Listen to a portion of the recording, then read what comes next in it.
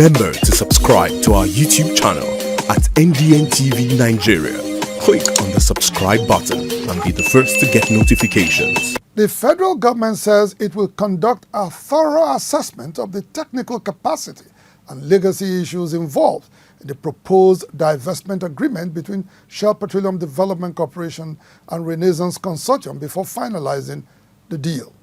The Chief Executive Officer of the Nigerian Upstream Petroleum Regulatory Commission, Gbenga Komolafe, who made this known in Abuja last week at a divestment workshop between SPDC and Renaissance Consortium, said environmental concerns as well as facility integrity will also be taken into account. In January this year, Shell Petroleum Development Corporation, SPDC, announced a deal to sell its onshore asset to some largely indigenous oil exploration and production companies under the Renaissance Consortium, which include ND Western Limited, Aradel Holdings plc and Walter Smith Group, among others. The deal waiting for government ratification will see Renaissance Group take over SPDC's 30% shares in the joint venture with 15 onshore and 13 shallow water oil mining licenses. To complete this deal and other divestment deals involving all majors plunging into deep water operations, the federal government, through the Nigerian Upstream Petroleum Regulatory Commission, NUPRC, has set up a 7-pillar framework that will guide such processes. The pillars include technical and financial capacity, legal, decommissioning and abandonment. Others are host community trust and environmental remediation funds, industrial relations and labor issues. Chief Executive Officer of NUPRC, Gbenga Komolafe, last week spoke about the Commission's due diligence on the divestment deal during a workshop in Abuja.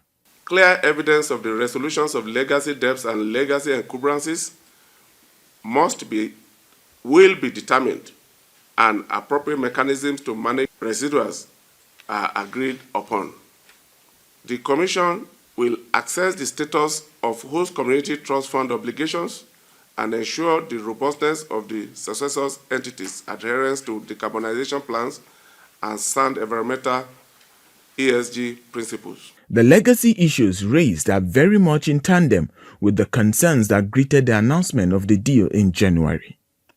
Environmental watchers from the region had asked about the fate of host communities negatively impacted by the activities of Shell within its vicinities. Integrity of some of its facilities like crude oil pipelines that have often ruptured, contributing to environmental disaster, was also questioned.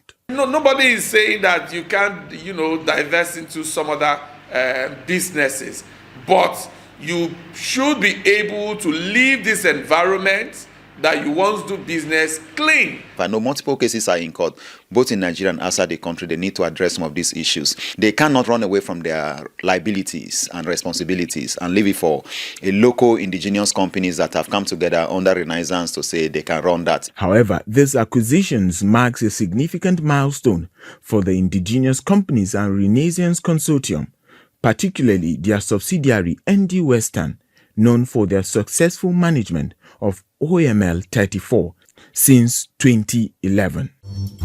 Inside the Niger Delta,